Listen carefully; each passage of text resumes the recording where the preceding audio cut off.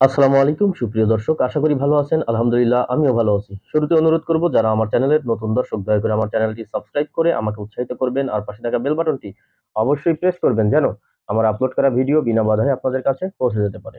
প্রিয় দর্শক, আজকে দুবাই এমপ্লয়মেন্ট ভিসার একটি গুরুত্বপূর্ণ আপডেট নিয়ে কথা বলবো। হয়তো এই বিষয়ে কিছু লোক হয়তোবা অবগত আছেন, যারা নিয়মিত এই বিষয়টা নিয়ে মানুষের সাথে কমিউনিকেশন রেখে যাচ্ছেন। আর যারা কমিউনিকেশনে গ্যাপ দিয়েছেন তারা হয়তোবা জানেন না। তো আমি আজকে এই জিনিসটা একদম হাতে কলমে পরীক্ষিত প্রমাণ পেয়ে গেছি। আম দুবাইয়ের এমপ্লয়মেন্ট ভিসা আমরা যে বিষয়টা জানি যে অ্যা বর্তমানে হাই প্রফেশন ভিসা হচ্ছে।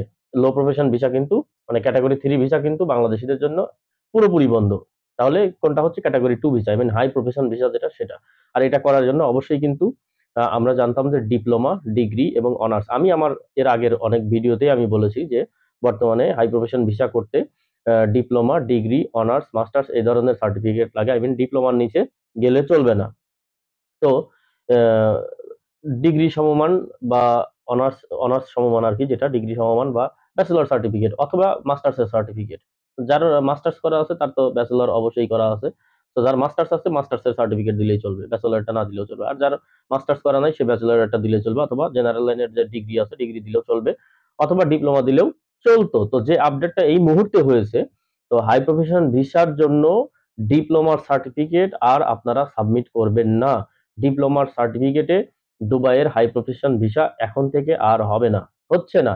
আমার আজকেও একটা ফাইল রিজেক্ট হয়েছে। আলহামদুলিল্লাহ আপনাদেরকে যে ১-২ দিন আগে যেই একটা পোস্ট একটা আমার ভিডিও দিয়েছি যে দুবাইয়ের হাই প্রফেশন ভিসা নিয়ে, ওই ভিডিওতে আমার নাম্বার দেওয়া আছে। ওই ভিডিও দেওয়ার পরে তো আমার WhatsApp এর উপর দিয়ে পুরা ঝড় বয়ে যাচ্ছে, টর্নেডো সাইক্লোন বয়ে যাচ্ছে। আলহামদুলিল্লাহ সবাইকে উত্তর দিয়েছি। কেউ কিন্তু বলতে পারবেন না কাউকে উত্তর দেই না। রিপ্লাই দেই নাই। এরকম কিন্তু কেউ বলতে পারবেন না। তো যাই হোক, তো ওই ভিডিওটার রেশ ধরেই এই ভিডিওটা।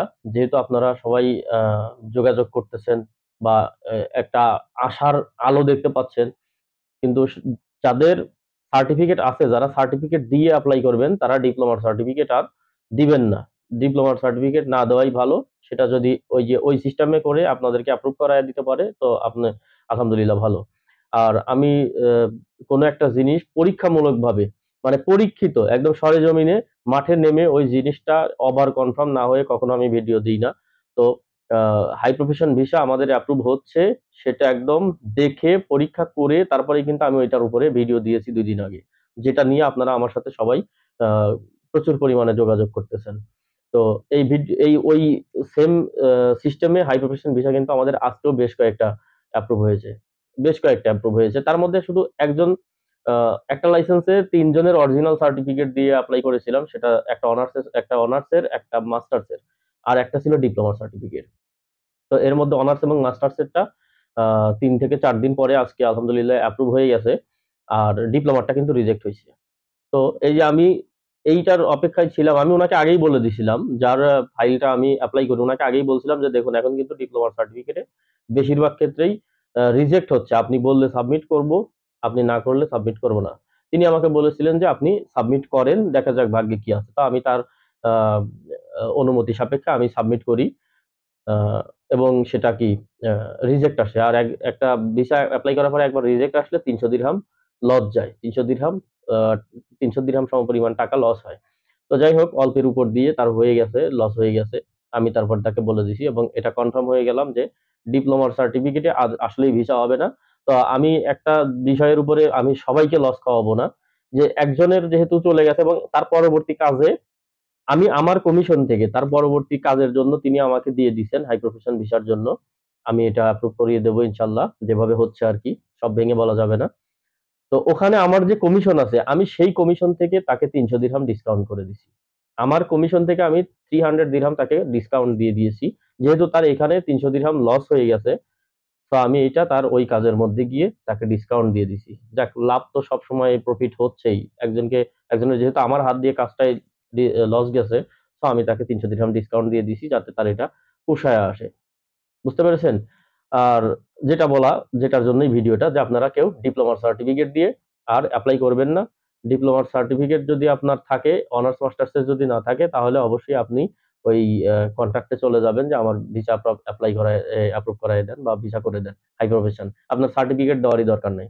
আর যাদের জেনুইন সার্টিফিকেট আছে, যেহেতু খরচ সেম, সার্টিফিকেট দিলেও যা খরচ, সার্টিফিকেট না দিলেও তা, ওই অ্যাটেস্টেশন করা, মোফা করা, এগুলো সহ মিলে ওই সেম খরচ হয়ে যায়, সেম খরচ পড়ে যায়। সো আপনার খালি খালি ওই ডিপ্লোমার সার্টিফিকেট দেওয়ার দরকার কি? হ্যাঁ, যাদের জেনুইন মাস্টার্সের সার্টিফিকেট আছে বা অনার্সের সার্টিফিকেট আছে তারা অবশ্যই দিতে পারেন।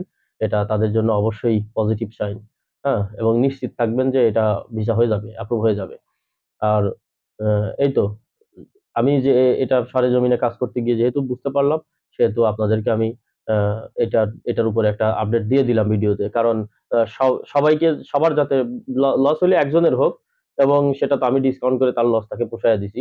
তো জনে জনে যেন লস না হয়, আপনাদের যেন একটা দিরহামও লস না যায়। আপনার একটা দিরহাম লস যাওয়া মানে এটা বাংলাদেশের কোষাগার থেকে, জনগণের কোষাগার থেকে একটা দিরহাম লস যাওয়া। ভেবেচিন্তে কাজ করবেন, আশা করি ভালো কিছু হবে। এবং আরেকটা কথা বলি, আপনারা এমনিতেই আপনারা সবসময় সারা বছরই মানে ভাই ভিসা খুলবে কবে, এই কবে, আমার এই আর দেন ভাই, একটা ভিসা করে দেন ভাই, যে কোনো ভাবে দুবাই পৌঁছায় দেন। মানে আপনারা এত পরিমাণে মনে হয় যে আহ, টাকার ভারে আপনাদের পকেট ছিঁড়ে যাচ্ছে, বা আপনাদের সমস্ত সিদ্ধান্ত নেওয়া কমপ্লিট, শুধু আমি ভিসা দিলেই আপনি চলে আসবেন, এরকম। তো এই এরকম আপনাদের মানে তোড়জোড় দেখে আমি একটা রাস্তা বের করলাম, তৈরি করলাম। এখন যখন আমি আপনাদেরকে বেশিরভাগের ক্ষেত্রে, অনেকগুলো কাজ আলহামদুলিল্লাহ কনফার্ম হয়ে গেছে।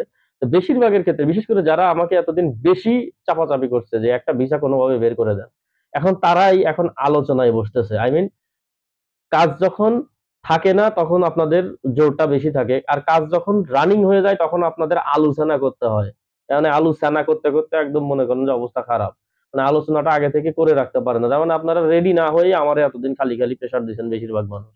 ঠিক আছে, এখন যখনই একটা সুযোগ হাত সামনে আসলো, তখনই আপনাদের মানে চিন্তা করতে হচ্ছে, বসতে হচ্ছে, ভাবতে হচ্ছে, এই সেই হাতে। তো যাই হোক, চিন্তা করা ভালো, চিন্তা করে কাজ শুরু করা ভালো, কাজ শুরু করার পরে চিন্তা করা ভালো না। তো সুযোগ এখন আছে, আপনারা যারা এই সময় সুযোগটা কাজে লাগাতে চান লাগাতে পারবেন। আর যারা ওই আলোচনা করতে করতে বেলা পার হয়ে যাবে, তাদের তার জন্য কিছু বলার নাই। আফসোস করা ছাড়া বা সান্ত্বনা দেওয়া ছাড়া আর কিছু করার নাই। হয়তো এই সুযোগটা, এই লিঙ্কটা হয়তো 1 সপ্তাহ থাকবে, হয়তো সর্বোচ্চ 10 দিন থাকবে। আর আমাদেরও তো একটা কোটার লিমিট আছে, আমাদেরও হয়তো বা কোটা থাকবে না, কোটা শেষ হয়ে যাবে। খুব সীমিত সংখ্যক, সংখ্যা বলবো না, অল্প সংখ্যক কোটা আমাদের আছে। এগুলো পূরণ হয়ে গেলে আমরাও আর এই কাজগুলো নেব না। তো এই আর কি, এতটুকুই আপনাদের বলার ছিল। তো সবাই ভালো থাকবেন, সুস্থ থাকবেন, সুন্দর থাকবেন। আসসালামু আলাইকুম।